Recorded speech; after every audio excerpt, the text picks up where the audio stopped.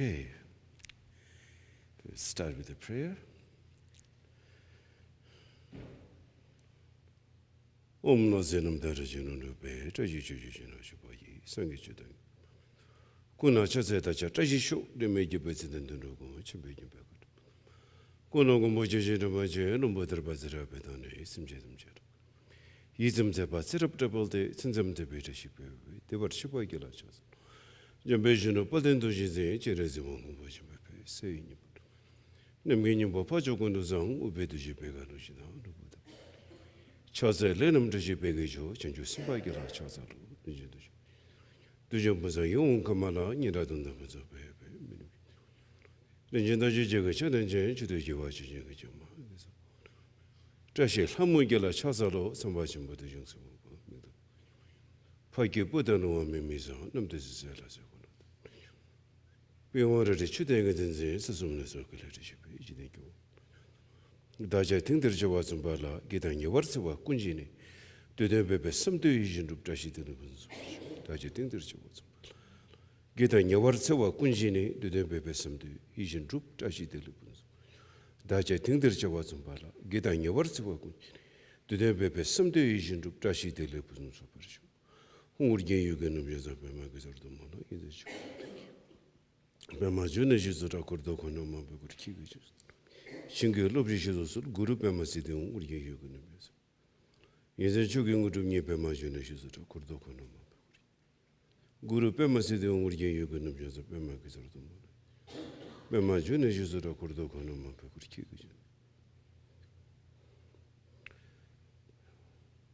Balenzavella Marimboche, Dagaji or Bemadation. Cutting Shimbegunages on the Guzun Tuking out of Sadus. Thank you.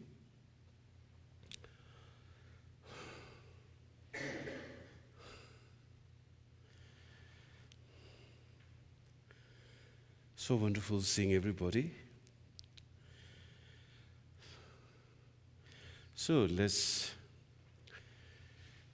begin first of all with the why we're doing Dharma. Why Dharma is so important. In order to practice Dharma, my teacher, his son is Dujum Rinpoche, said, if you want to get enlightened, then you need bodhicitta mind. Bodhicitta, compassion, and wisdom. Mainly compassion, first of all. We have to start somewhere, and we have to start with a good heart, compassion. Without bodhicitta, there is no way we can get enlightened. It's almost impossible. There's no other mind which can, if this English word correct, override, which can surpass samsaric phenomena, our dualistic, afflictive emotion, ignorance, can only be overcome by bodhicitta mind. No mind is there that which can override that, beside that. And when we think about this topic, if you reflect on this topic, there is bodhicitta. What's the opposite of bodhicitta? It's ego. The exact opposite of ego is bodhicitta. And opposite of bodhicitta is ego. There is no other mind beside that. So only a mind which will step out of, let's say, just beginning to step out of the ego's world, that is compassion. Because when you bring compassion into your life, you have to step out of ego. There is no other way possible. It's simply not possible. Even it's a partial compassion. You have to step out partially, or completely would be the full bodhicitta mind. And then we can realize that without bodhicitta mind, there can be no liberation from all our problems, the causes of all our problems, our suffering, all of them, uncertainty, confusion. The cause is that ego and the afflictive emotion. So when you look at the nature of ego and the afflictive emotion, they're interconnected. They're not like separate. They're not really like two different entities, but it's like they are connected. So the only way for the mind to be free, that is the bodhicitta, and therefore, on the Mahayana teaching, the teaching of the great vehicle, or we call the heroic teaching, is the altruistic motivation. That not only do I want a liberation for myself, but since all beings have the same feeling as I do, they want happiness, they don't want suffering. Therefore, I will do this meditation not just for my own enlightenment and freedom, but for all beings. That is very powerful mind. You are genuinely bringing that altruistic motivation. No, it's not just simply like you're imitating. That wouldn't work. That wouldn't be a Mahayana practice. It is furthermore valid ground to understand the depth of the bodhicitta mind. Because the depth of the bodhicitta mind comprises the two qualities. One is compassion and one is wisdom. It is the wisdom of shunyata, the wisdom of absence of inherent quality or existence, whatever the word is, the inherent quality, that shows that there is no inherent quality in our negative thoughts, negative emotions, ego.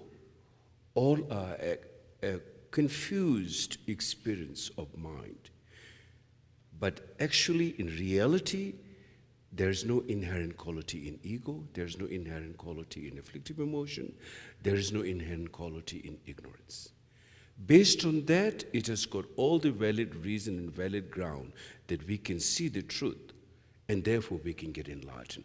That is the source where we see there is a liberation.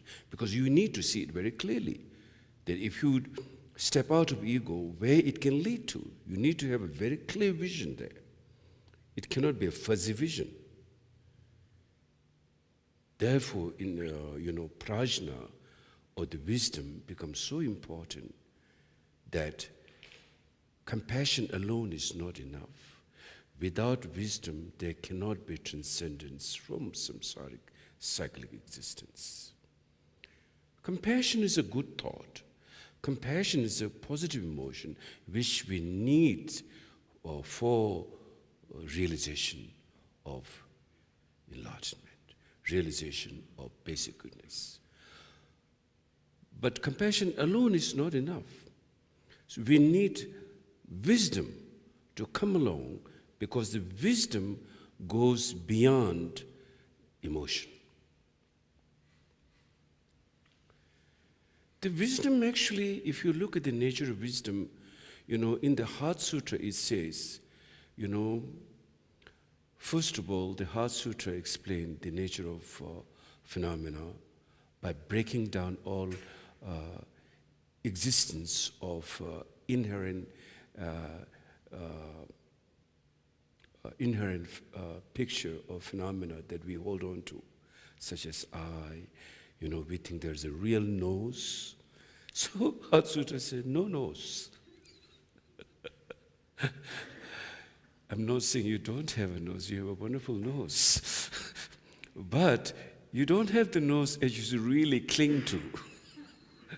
You don't have an inherent nose. You have a nose which is like, interdependent nose, not independent nose. So he says, no nose, no eyes, no ear, no hair, this, no that, no phenomena. Because what is really trying to explain in the Heart Sutra is that we have a fundamental grasping, like there is some kind of existence which is so real, inherent quality. And so when we cling to that, that is not really how things are in reality. In reality, no one is contradicting relative phenomena. No one is saying you don't have a nose, or you don't have eyes, or you don't have a mouth. You do have a mouth, but you have a seemingly mouth. You have eyes, you have a seemingly eyes. You have a nose, you have a seemingly nose. All a seemingly phenomena, actually when you look into it, their absence of inherent existence, like we believe, that clinging. So, you see, but it appears so real. And where does this experience of appear so real? It's due to habituation from so many lifetimes. Cycle of day, cycle of night. We feed that, we feed that phenomena that these are so real. Therefore, everything we think or we believe is so real. And that's where we get wrong. And that's where ego comes. That's where afflictive emotion comes. When we say afflictive emotion, it means something not totally nature, but something foreign, you can say, or something which is not really as things are, as it is, but something a little bit artificial. Because it's artificial, we can use the word artificial, or because it's something different from our nature, therefore it creates confusion and bewilderment in our mind. Therefore it's called afflictive emotion. It doesn't relate to the nature of who you are as an enlightened quality, but rather it gets the conflicting duality. It perceives things in a wrong way, like a person who is jaundice see a white snow mountain into yellow. Snow is never a yellow, but the jaundiced person sees snow into yellow color. But it's very real for the jaundiced person, the yellow at that time. It's very real. But when you ask the world, everyone in the world, is the snow yellow? The whole world will think you are crazy. Because the relative phenomena in the common acknowledgement of a snow is white.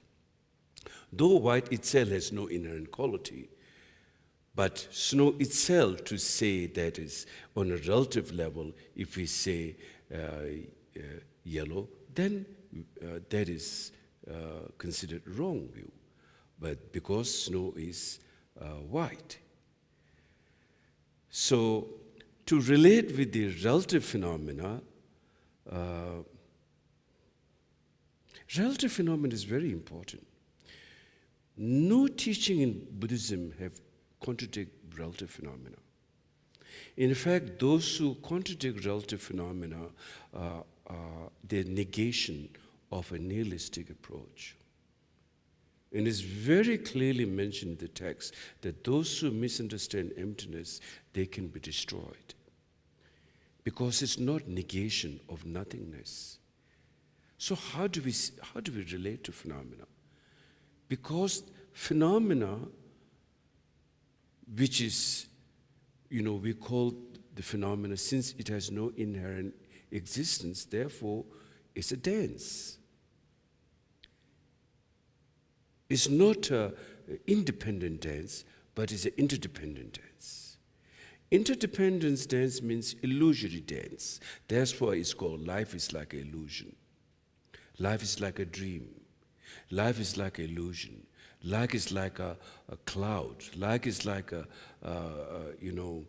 most typical example is like a dream, like illusion. Because illusion means it has no real entity, but rather keep changing its phases continuously. So same thing, all these phenomena, whether it's positive phenomena or whether it's negative phenomena, is constantly changing. But if we can see the nature of change, I think first step is, that is very important. If we can see that the phenomena can change, then when things changes in our life, there's less pain, first of all. You acknowledge the changes by nature is not something, a punishment striking to me by the gods. The nature of phenomena is a change all the time, it's impermanence. I think that's first step, very helpful for us to accept that, oh, everything is changed. It says, all those who all get together will be separated. Those who are born has to die. Which goes up has to come down. It's the nature of phenomena. It's not any punishment or anything, but that's how real nature of phenomena is like that. The nature of phenomena is changed by itself. It doesn't have to be changed by some third person or second person, but it is a change in itself. As it is, it's a change by itself. When we talk about change, change has to come by nature, means it's reality. The reality, you can say, is a change. Because if change only happens, that something is permanent, and then on the second moment, if it changes, that has nothing to do with the reality. Change itself is by nature from the first moment. It doesn't happen on the second moment. Because the first moment is unchanged, the second moment cannot become change. For the second moment or the second instant or the second minute for the change to take place, that means the first instant itself is a change. Otherwise, that is not possible to happen. So therefore, reality itself is a change. Every moment is changing. Like when we do like this, there's 3 times, past, present, and future. In an, very subtle 3 times, and then we can say gross 3 times. Very subtle 3 times. It's happening every moment to moment. Very gross impermanence happening. I'm born, and until I die, I was alive. That's a gross impermanence, you can see. The story of my life ends the day I die. Until that, the story is people write biography. So like life biography. But after death, they don't write biography because one is gone. So that's a gross impermanence. And we can say, whether in relationship, whether you stay in a place, I stayed in Arizona for 3 years. After 3 years, then the impermanence struck, I moved to another place. But seems like Arizona was something very, like one phenomena. So we can call that a gross impermanence versus subtle impermanence. For the gross to happen, it's happening from the subtle level. Otherwise, it cannot just happen in one day out of the blue. It's happening every moment to moment, the impermanence. And then one day, we call gross. So I think that's very helpful for us to see that nature of all phenomena is impermanence. Then why it helps us to,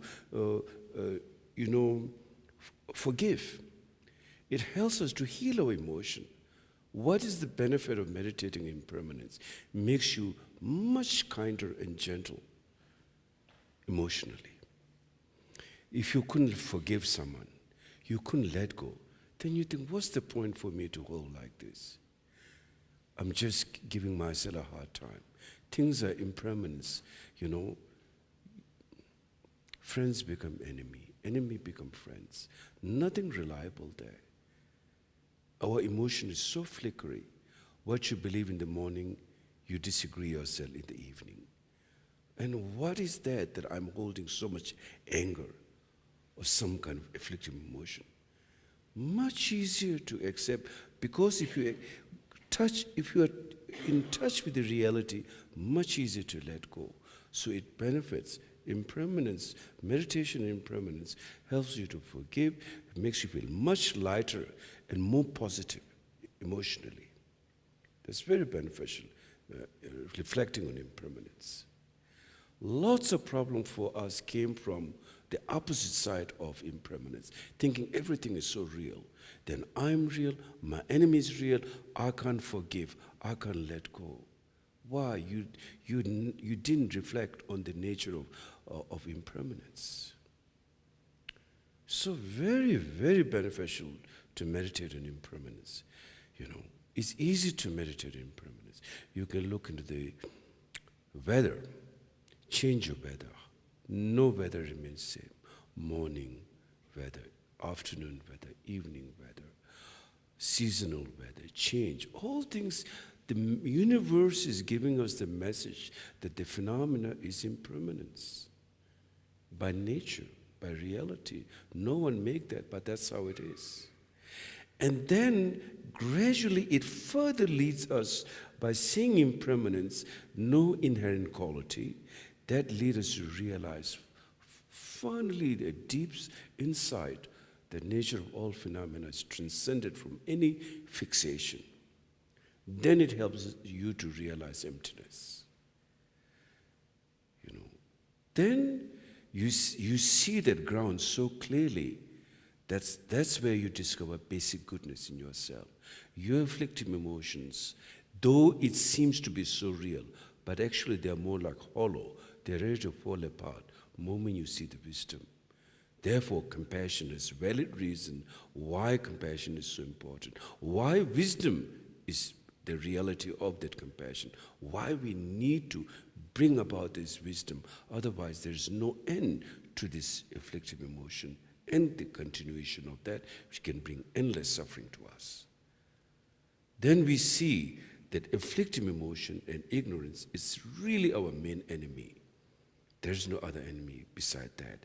Because it is this afflictive emotion, this ignorance, thrown us, made us a slave, thrown us into the abyss of darkness, like plunged deep into the ocean, something like that.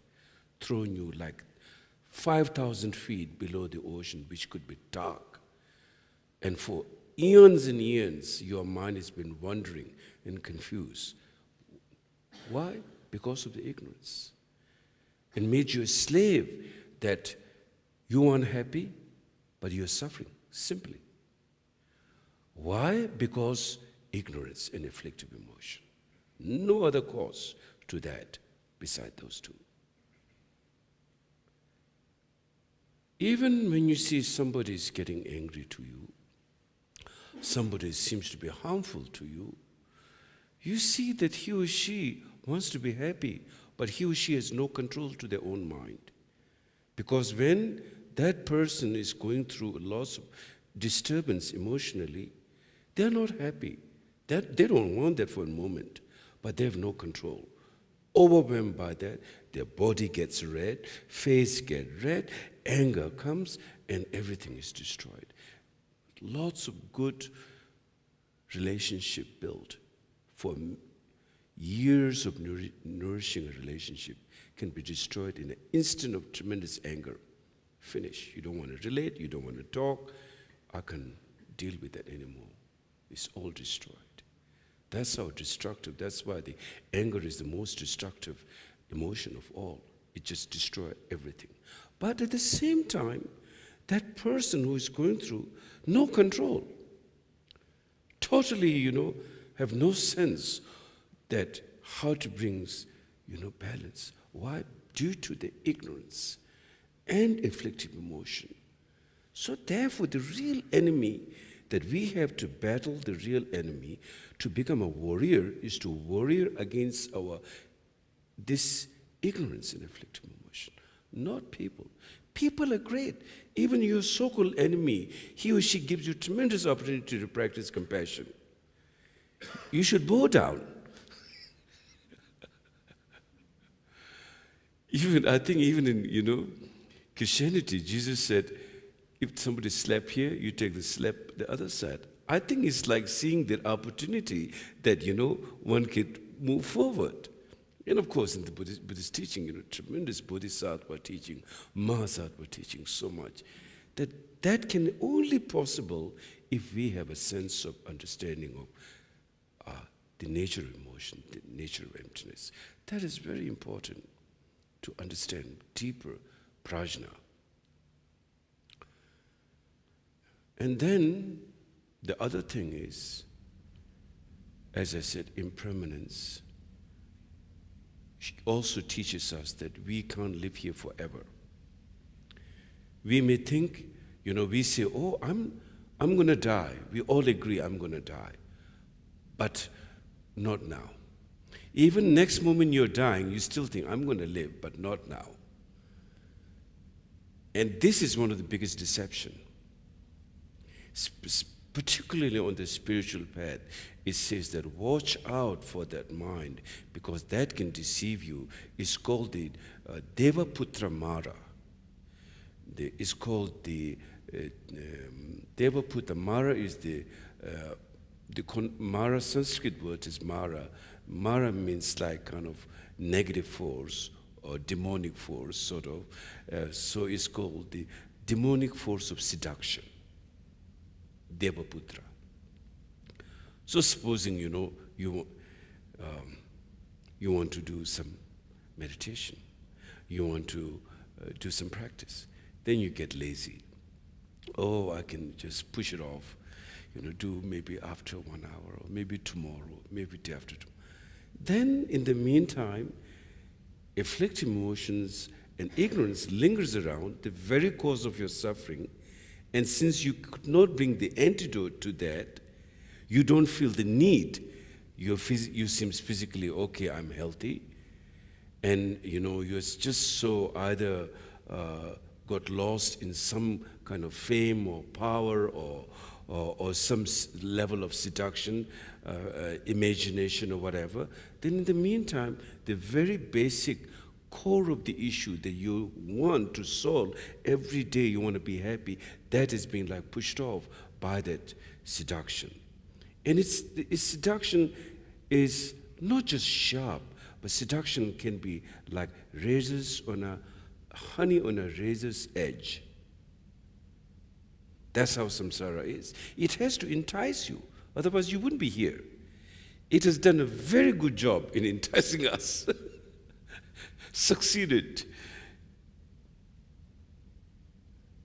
So many ways. Just look at this. Why can't we simply just be oneself naturally and be free in your own existence without any kind of duality, any kinds of something? Always you need to hang on to something in your mind. That's duality, that's the trap. I think that is why the meditation practice is, designed to end that seduction, end that duality, end that confusion. Meditation is not just to alter your mind and get intoxicated, or just you forget about things, or you suppress things, or you get absorbed into a state. Meditation is to get awakened, and awaken to the point that there's not even the duality of any, just simply your existence, clearly, fundamentally primordial awareness. That's really the point. Even for us, when we meditate on emptiness, we have you feel kind of like sometimes open, let's say. Then that feels so good. You cling to that. And next time you try to meditate, you try to bring that memory. Oh, that emptiness was very good last time. Let me cling to that. Look how much, it's like When the mother shows the child, look at the moon, instead of child looking at the moon through the finger, look at the finger. That's how we get trapped in our own mind. Why can't we just simply be as it is? Why we always have to, run around almost like a chicken without head? That's a terrible example, but that's how it is. Or like the cat and the dog get attracted to its own tail and chasing after it. Why can't we just simply be as it is? That shows the power of ignorance. Ignorance is not just passive. Ignorance is intelligence. Ignorance is a confused, misconstrued intelligence, how it perceives things. For example, one of the easiest examples we can use is our dream. Even there is nothing happening in the dream, but you took so serious, caught up in the duality of the dream, and then having a nightmare would freak us out, sweat, a lot of pain like that. That's how the trap is, in your own mind. So if all this confusion, fear, pain is happening in our mind, then answer is there also in the mind. In fact, that answer is more powerful. It's like hundreds of million times or billions of times more powerful. If you put ignorance and the wisdom, ignorance is like 1 cent. In business, in the wisdom, prajna is like 1 billion times more powerful. The radiance of the wisdom can't even stand. And that's what we are trying to discover in meditation. That's why meditation is so important. And we need not just the meditation in post-meditation state. Day to day, we need to be a gentle person. We need to develop, kindness, compassion, ethics, so that we can create a harmonious society, an environment where everyone can grow, because everyone has the same aspiration like yourself, to be free and to be enlightened. That's the important thing, how we have to bring our spiritual practice and to develop from that. So lots of work have to be done. So every morning when you get up, you start with a bodhicitta mind. Then afternoon you check on your mind, how you're relating with your projections, with your environment. Then evening before you go to sleep, you reflect what you have done today. How is your mind? And so with your practice of meditation, it will gradually be more able to relate with those things more compassionately, and finally able to transcend from this afflictive emotion and ignorance. That is our main aim. We all want happiness. Meaning of life is happiness. No other meaning than that. Equal. All beings want happiness. Human, men, women, children, human, animals, creature, all of them, as long as there's a sentient consciousness, all just simply want to be happy. And that's our goal. That's the meaning of life. So therefore, don't get trapped in your ego. What I like to say. Don't get trapped. See your ego as your enemy. That is what has pulled you down. That is what thrown you in the abyss of darkness of samsara. Now it's time you take control of your life. Now it's like we say in American way, take charge of your life. Wake up, sort of, and then bring bodhicitta. Because in that mind you can find happiness. There's no other mind beside that where you can find happiness. So you need to look deeper to those meanings. And that is the Dharma. There's no other Dharma than that. There's the real Dharma. Real Dharma is the experience of opening of your mind and realizing the very essence of the mind. That is the real Dharma. That's the real refuge, the inner refuge. Seeing yourself, your basic goodness, your bodhicitta mind. That is the real refuge. Rest of the refuge is, if one doesn't understand this deeper meaning, it's all become artificial. So we have to make this life useful. In fact, you should really pray in your daily prayer. You should pray that my whole body, speech, and mind, that entire energy and everything be used for the benefit of all, and then benefit of yourself. Because you, who will help you is that compassion. Who will help others is that compassion. To you is the compassion, to others is the compassion. Same, that mind. Therefore, Shantideva said that bodhicitta mind is the friends of all being, is the healer of all, is the escort going through the danger zone. It is, after all, the most precious mind we have. Therefore, we need to bring that about, nurture that, and get realized. So therefore, it's very important that our life should be spent in the sanity, not in a confused and insanity. That's not who you are. You have an enlightened quality in yourself. And you need to bring about that enlightened quality, awake that enlightened quality. Then our aspiration will be fulfilled in this lifetime. As long as we live in ego, as long as we live afflictive, all we will do is create chaos, judgment. It's like roughness. There's no gentleness. Compassion in bodhicitta has like softness, while afflictive emotion in ego has like a roughness. For example, Manjushri, the bodhisattva of wisdom, Tibetan translation is called Jam Pelyang. Jam means soft and gentle. Soft and gentle means that compassion and wisdom is like soft and gentle, while the opposite of that, ego and afflictive emotion, is like a thorn, hard. It can pierce you, it can injure you like that. That's why the nurturing of this bodhicitta is the most precious thing you have. And we need to, only you can bring this about. So you have a choice.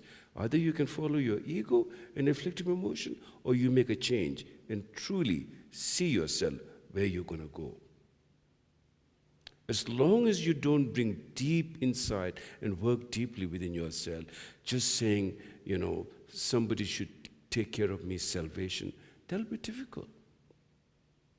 You need to work, and then the blessing, both of them can come together. Then it's powerful. Like our environment, support. Okay, so then now let's do a meditation.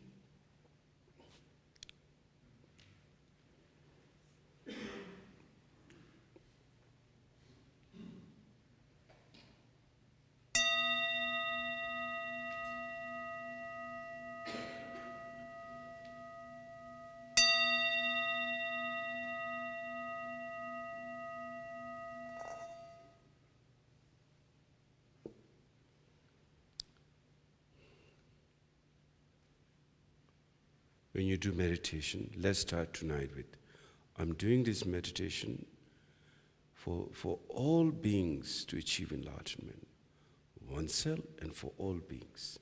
And for that, we need to first bring bodhicitta. In fact, it says that when you do meditation with this attitude, no obstacle come to you. Because there are so many forces, if they see you getting stronger, they're jealous, and they try to create crazy mental state on the development of enlightenment.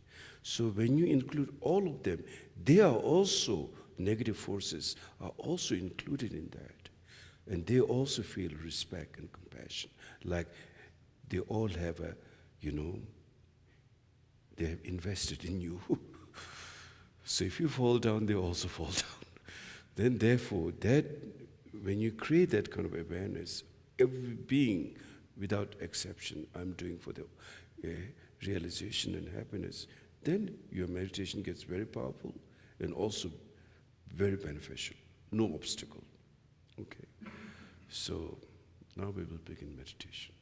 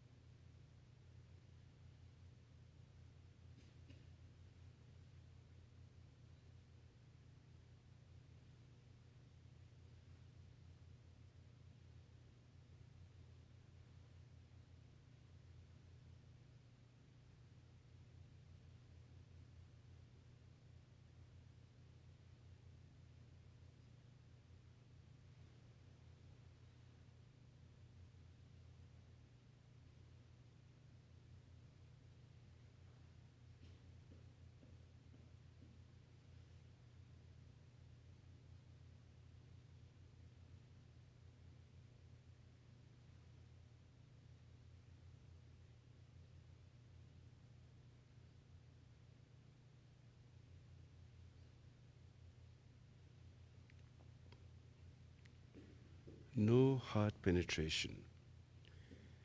Your breathing is simply a reference point, but breathing is not the ultimate point. Breathing is simply like reminding you just being here. At the same time, when your mind is distracted, the breathing reminds you that you are distracted. But then once simply touching, and then once the mind is free, just remain in that. That's the main point.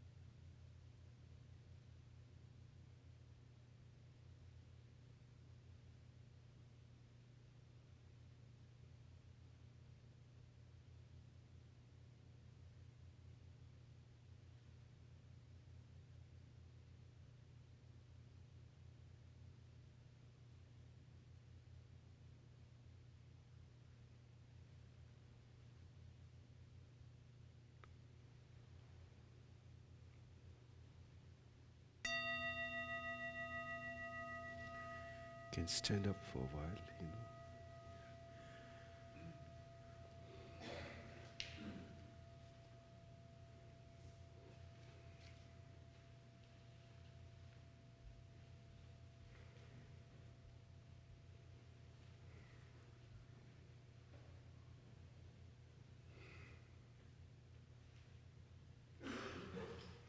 Next time we will do a walking meditation. This next time I will introduce so that how you should keep your awareness in post-meditation state, keeping the awareness of meditation state, that can be helpful. So next time. So if you want to stretch your leg, you can do a little bit stretching, then we will sit down again.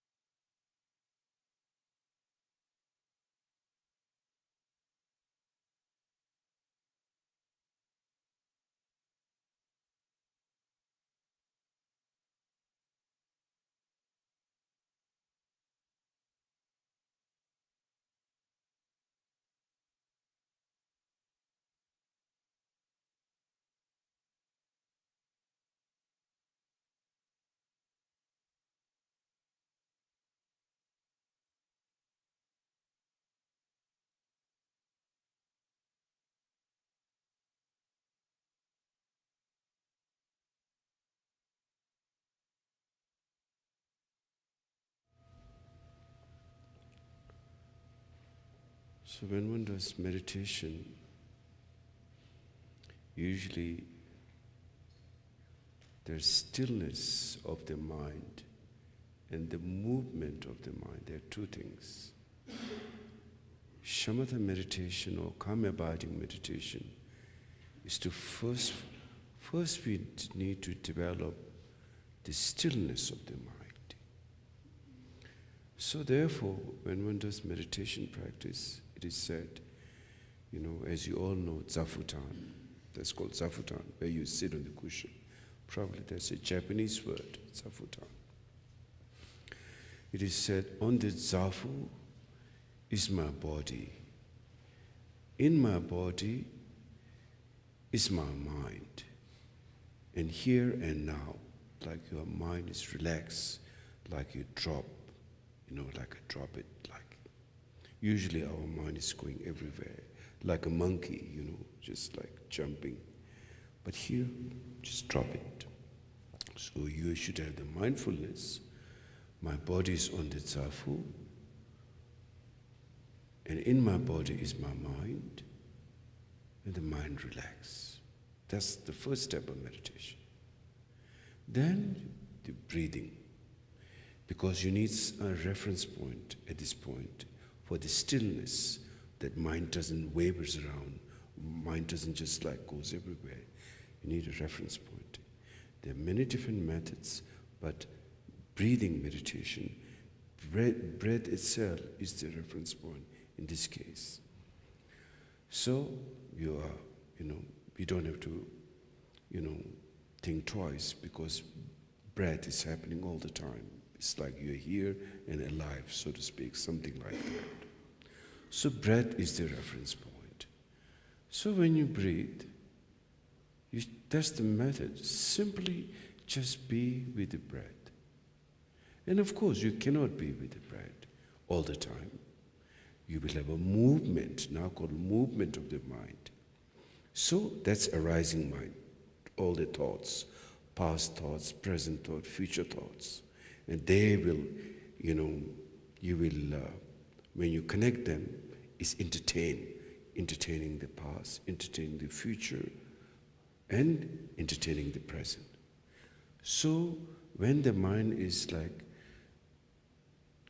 lost or wandering or wavering, then the breath, mindfulness should be there in meditation.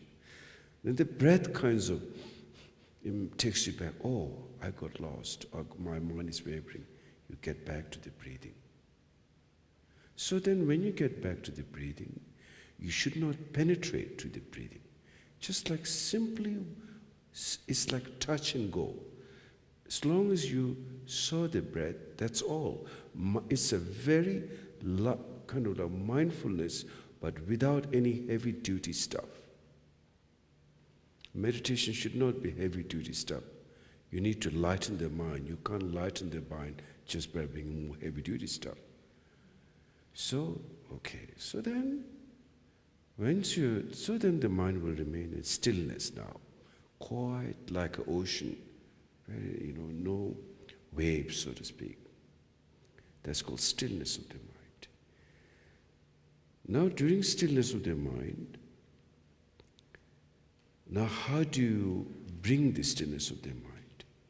You cannot bring the stillness of the mind by churning your mind into the past, into the future, into the present. If you start, entertaining your mind will be lost. You wouldn't be here. Your body is here, but your mind is outside, gone in the past, anticipation of the future, something like that. Then just do not do anything. Don't give your mind any business to do, something like that. Give your mind a space and a freedom to relax, something like that. So in that case, now, whatever is happening, now here is very deep meaning actually. Usually, our relationship with our thoughts is like sometimes you love your thoughts, sometimes you don't like your thoughts. Sometimes you like this emotion, sometimes you don't like emotion. So that's like love and a hate relationship between oneself and one's thought, projection. Is that going to make you enlightened? I don't think so. Is that going to make you spacious? I don't think so. Is that going to make you friend with your mind? That's also not possible. Is that going to make you kind of that you can deal with that person? Maybe. Because he or she can, time to time, suppress their negative emotion so that he or she I can get along even it's not very comfortable. Something like that. Now, how do you make friends with yourself? That you can feel clear and you can work with all thoughts. That's where meditation teaching technique. All thoughts are equal in meditation. During the practice of meditation, good thoughts come, is not given special status, nothing considered sacred or spiritual, whatever the thoughts. Even you feel compassion to the entire universe, nothing special during meditation. And you feel like something very negative, that's also, nothing particularly. Both are treated equally in meditation. That's the first step of learning to be friends with oneself. And that, in that you're allowing, you do not suppress thought. Because in the lower yana, our day-to-day lifetime, the reason our ego makes us so small, because you have to constantly struggle in your mind. Okay, I want to be nice to this person. This person I cannot be so nice, but maybe I should try a little bit. All kinds of things like that. Why we can't just be simply be just become clear, and the nature is basic goodness. Why we just can't? Because of that, the constant ego is constantly trying to, certain things. This side I can be nice, but not this side. But then ego is such that even you are nice to someone, at some point you will also do a damage to that. Because it's a faulty mind to begin with. So at the end, the ego will deceive you. It'll be a tragic situation all the time. That's the reality of ego. You can never trust ego. You can never count. It is bound to give you a deception. Sooner or later, it's just a question of timing. Itself it's like, it's the better of the devil. Is the English saying. Better which devil, both the devil, but which one you trust. You can't trust that afflictive emotion. So therefore, since we live in that kind of mind state all the time, our life is a lot of confusion, very complicated life, day to day. Therefore, first in meditation, we try to learn to be friends with ourselves. That is by not suppressing thought, allowing the thoughts, but not wandering. Just, just focus to the breath. And this simple technique will transform you if you continue. Simple technique will make you a person of wisdom and compassion, and be free from afflictive emotion and all its suffering. This simple technique is very profound because it goes deep to your mind, able to cut through, slice off that ego, gradually, step by step. Therefore, meditation and mindfulness is so important all the time, bring the mindfulness. So then stillness, as you meditate, like it says, if you want water to be clear, don't stir up the mud, because if you stir up the mud, it'll get more murkier. So you just leave the water without stirring it up, all the sands will settle and the water will be clear. Same thing mind. When you leave the mind natural, all emotion, afflicted emotion will settle down and the clear mind will just manifest by itself, because that's nature. So that's how to do meditation. And relax, open your eyes. Do not close your eyes when you do meditation, but it should be no penetration, even when you open your eyes. Like you basically, it's like you drop it. Like you drop, the cowboys will drop a, lasso, like that. You just drop it. Your body is clear, straight, no hard, not looking up, not looking down, just like that. And just relax and go with the breath. That's it. Okay, let's do it one more time.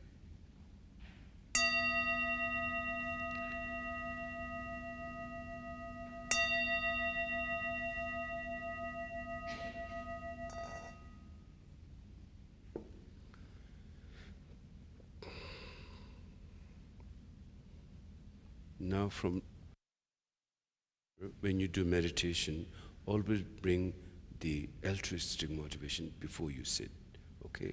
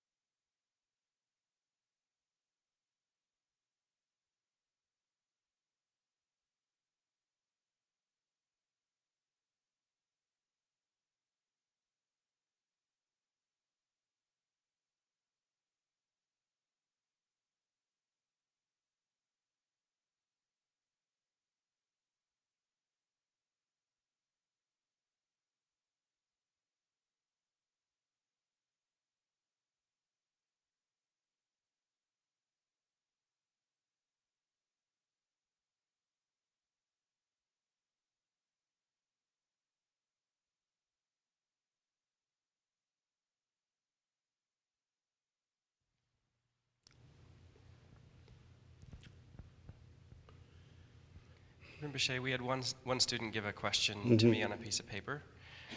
Rinpoche, how do we deal without aggression with an especially tenuous thought in meditation, one that's been filling our mind?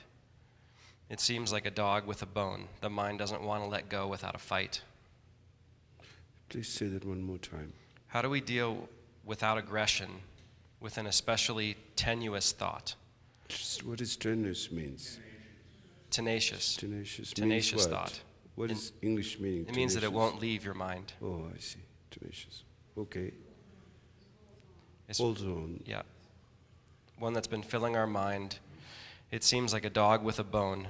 The mind doesn't want to let go without a fight. Don't fight.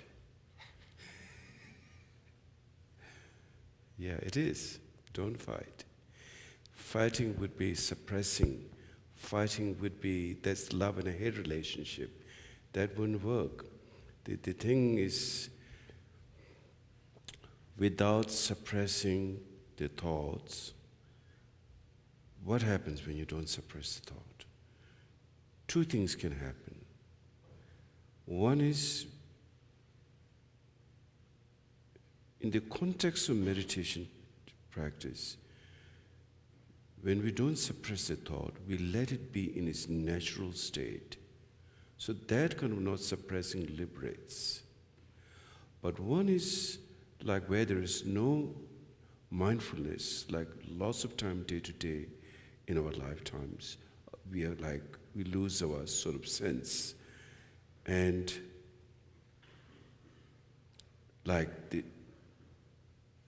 then either we are totally frivolous, we have no sense of what's going on,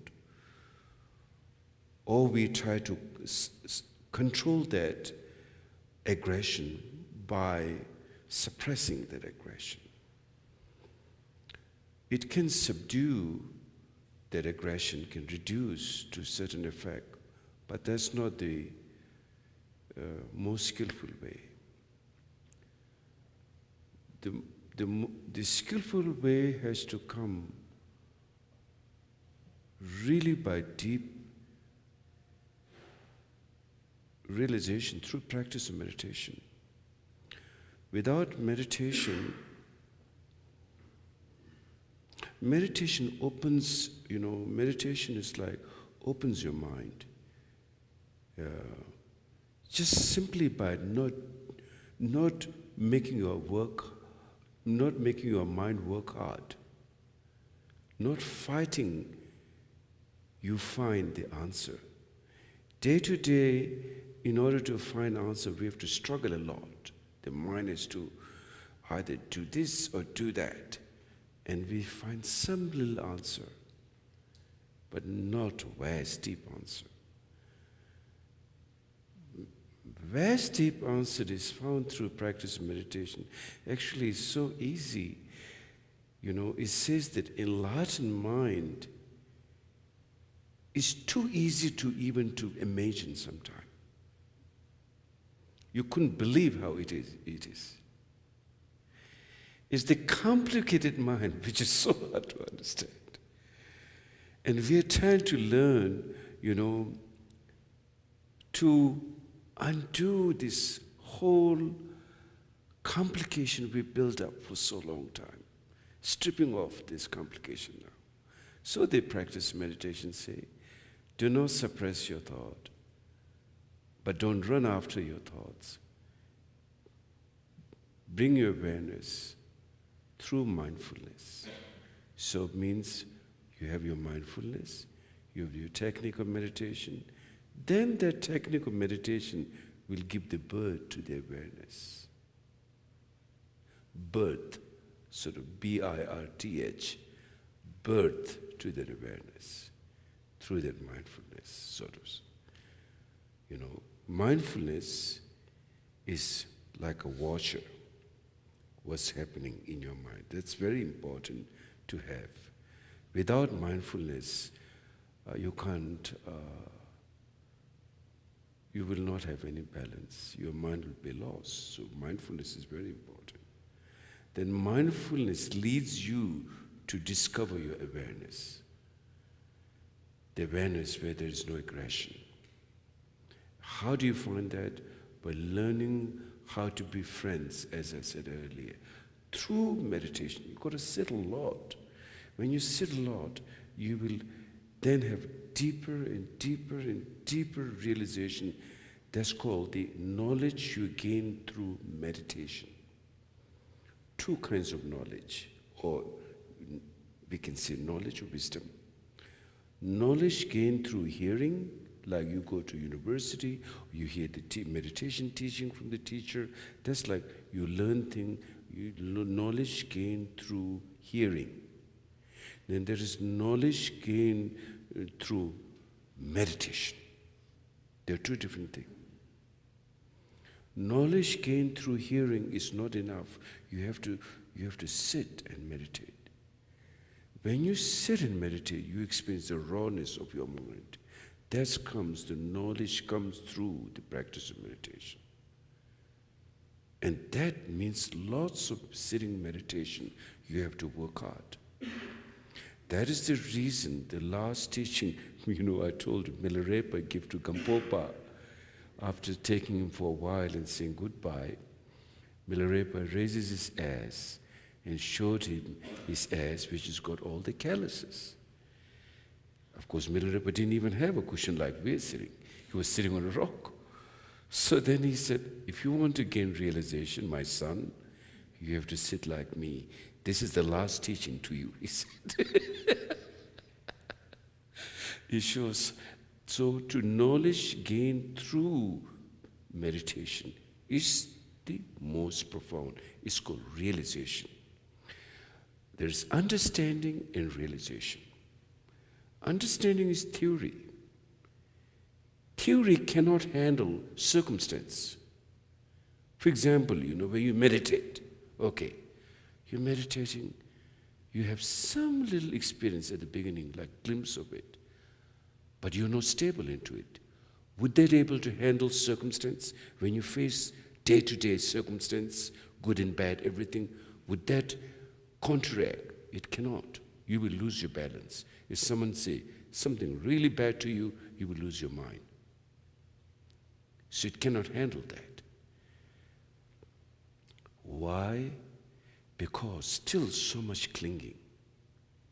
Now, way to liberate that clinging is trying to bring the balance through the practice of meditation, trying to be natural as much as possible, gradually, gradually, gradually, gradually. And then you gain the stability. When you gain the stability, mind is a one unit. Mind doesn't have two units. A unit which comprises space and arising thoughts. They are not separate. Space and the arising are not separate, because every arising itself contains space already in that, because it's devoid of any inherent existence in itself. So the space is simply there. It's just that it's stained and obscured by so much affliction and clinging from so many lifetimes. We are not experiencing this space of the mind. Therefore, we feel like so stressed up, speed and energy without space. That can be crazy. So what we're bringing in the practice of meditation, bringing more space. Speed, you don't have to worry. It's always there. But it reduces that kind of effect, which is stagnated speed and energy. So that makes your mind go wild. So it doesn't make your mind less inspired or less slower. In fact, it is infinite quality, because it cannot wane. Therefore, it says in the Heart Sutra, neither the wisdom has decreased, nor it has increased. It is, as it was primordially, Tathagata nature. So if you think, if my doing practice of meditation, would it make me passive? A lot of people think, meditation is making passive so that it like numbs your mind. No. Meditation is to awake. So as far as the arising of the mind is concerned, arising on a stained stained or obscured state, defilement, traditional word is called defilement, it becomes the conceptualization.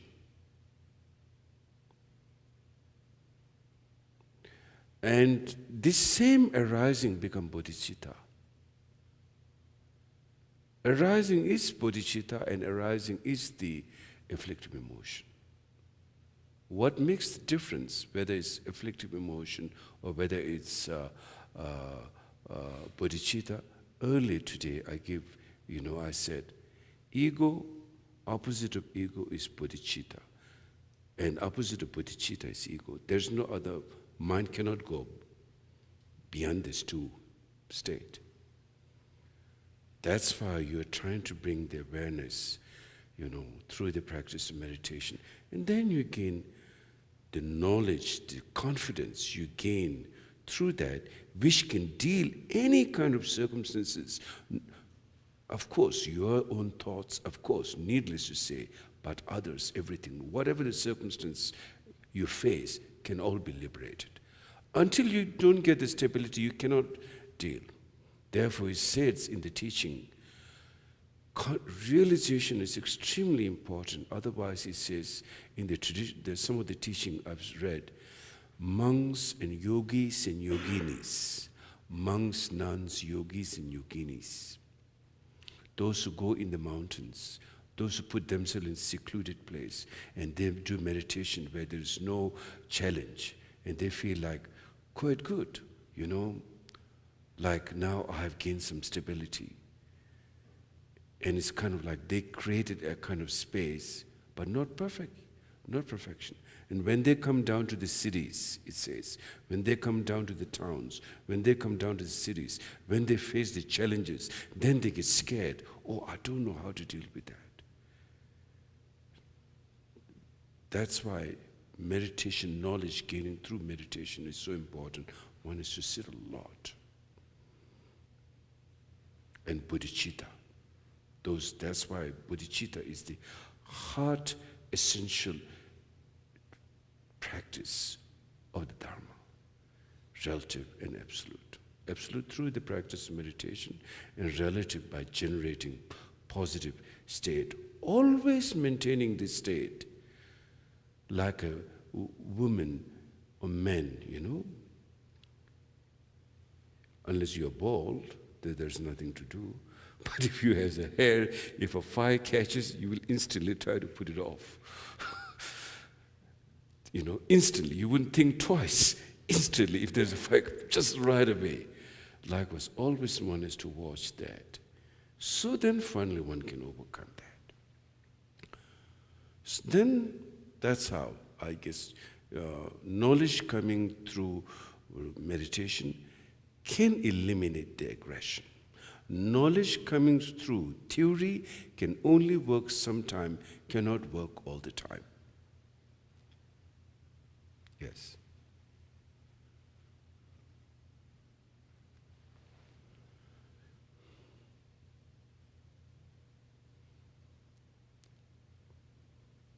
Okay, then please give the world peace prayer.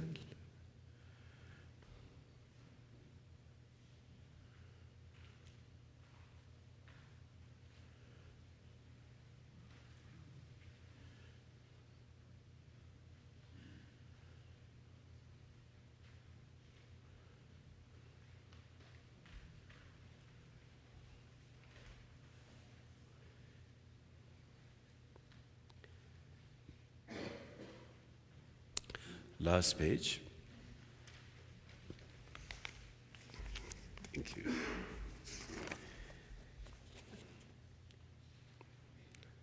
You see here again, when we read this prayer, is bodhicitta, is relative bodhicitta, And then it leads to the ultimate bodhicitta. In the world in general, and in this nation, may not even the names disease, famine, war, and suffering be heard. May virtuous qualities, merit, and prosperity greatly increase, and may continuous good fortune and sublime well-being perfectly rise. In the world in general and in this nation, May not even their names, disease, famine, war, and suffering be heard. May virtues, qualities, merit, and prosperity greatly increase, and may continuous good fortune and sublime well-being perfectly rise. In the world in general, and in this nation, may not even the names, disease, famine, war, and suffering be heard. May virtues, qualities, merit, and prosperity greatly increase, and may continuous good fortune and sublime well-being perfectly rise. And the last one, by this merit, may all beings gain omniscience, and thus defeat the neuroses and negative conduct which are our enemies. From the turbulent waves of birth, old age, sickness, and death, from the ocean of existence, may all beings be liberated. Now it says that the two bodies, one is the Rupakaya, Sanskrit word Rupakaya form, and then one is Dharmakaya, the formless state, which is basically, we can say, the union of wisdom and compassion, which is the enlightened state. Union of wisdom and compassion can be achieved by two kinds of merit. One is relative merit and one is absolute merit. Relative merit is all our action, but of course the fundamental to the relative merit is good heart, that again stepping out of ego's territory, good heart, compassion. Whether you do a circumambulation, whether you do a prostration, whether you go and help someone, whether you care someone, talk to someone, try to relieve all this, whatever pains and suffering they're going through, those are all relative merit. Enlightenment is very profound. Enlightenment, though it is your nature, which is very profound, it can solve all our misery, all our confusion, all our problems, but it requires a lot of merit. Without merit, we cannot gain this omniscient state. So therefore, one is relative merit, which comprises all the positive actions, to simply put, which requires good heart and compassion. So, relative merit. For instance, relative merit, like even when you come to a center, you clean the space. When all the people who come here sit and meditate, and when they gain a wisdom, you gain the merit.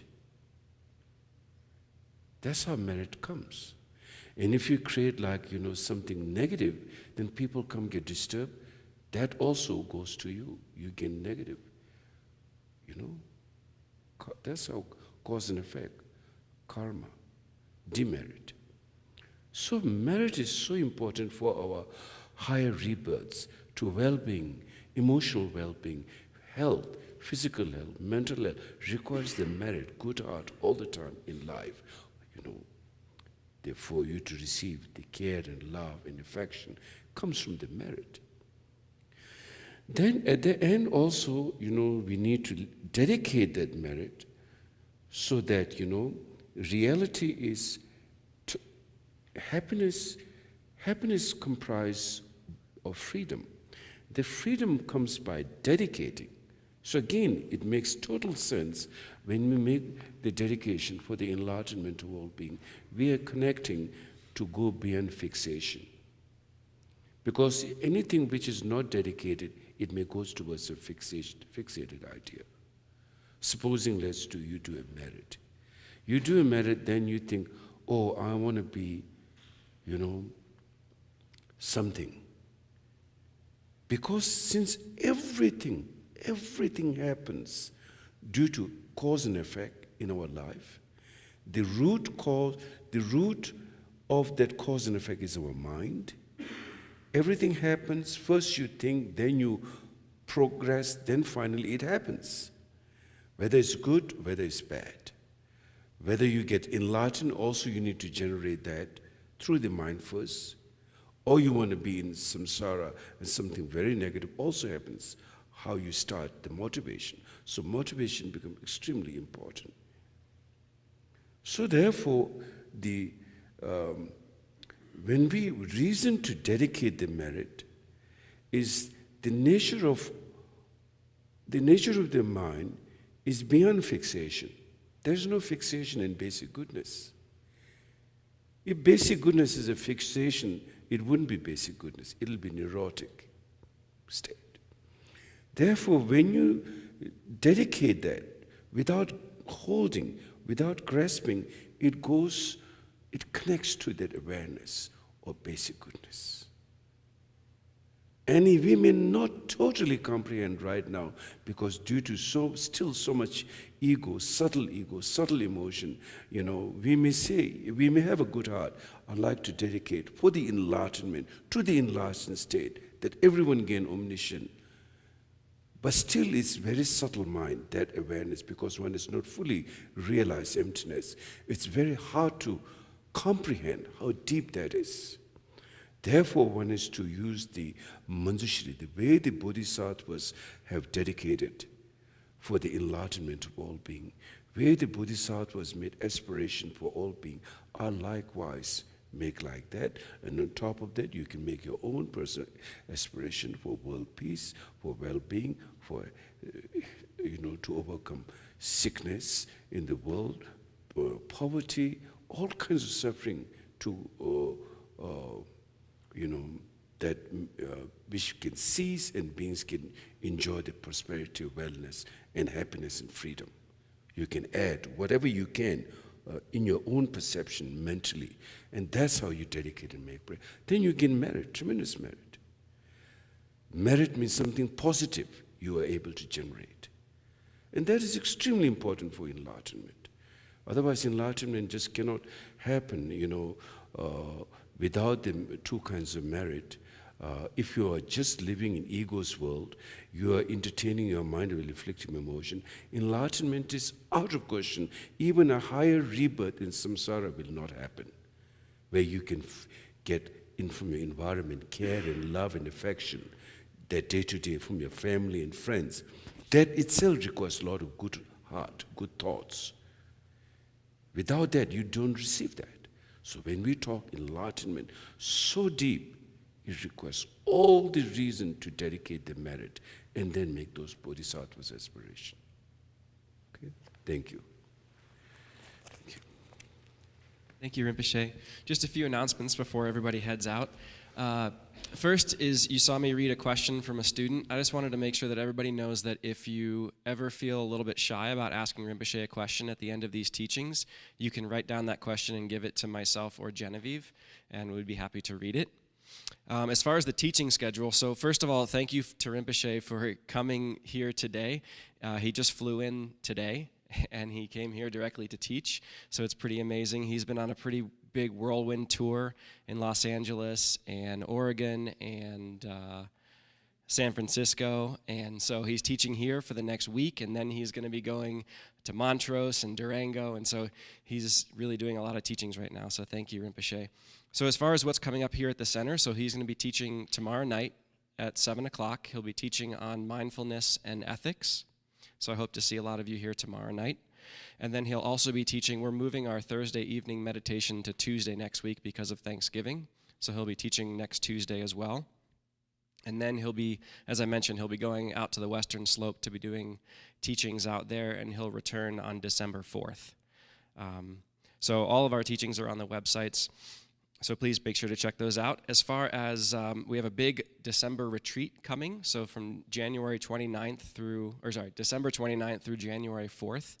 Chhoje Rinpoche's teacher, Sokse Rinpoche, who's the far left picture there, will be coming in to do a lot of teachings, empowerments, and blessings. So mark that down on your calendars. Be here. It's something not to miss. Sokse Rinpoche has only been to America a few times, so this is a very precious opportunity. And with that, we need to rally the troops. So if you have time to volunteer, we have a lot of volunteer needs from now until that point in time. The soonest one is this weekend. So Saturday and Sunday we'll be doing a statue, continuing our statue process. So we have a bunch of statues that we're filling. They're meditational aids for students, as well as another large statue for the center here. So if you have time from 9 until noon this Saturday, please come to the center, Saturday and Sunday, and Rebecca is leading up that project. So we really need at least 2 or 3 people each day to make it happen by the time that this retreat comes. The other volunteer opportunities, we're trying to help Rinpoche to write a book. And so what we're doing is we're transcribing his audio teachings into the written word, and then we'll be presenting those teachings back to him, and then we'll be editing them into book form. So if you have some extra time, we would give you one of his teachings, and then you can take a few weeks or a month to transcribe it and then give it back to us. So if you're interested in doing that, again, please contact Genevieve or myself.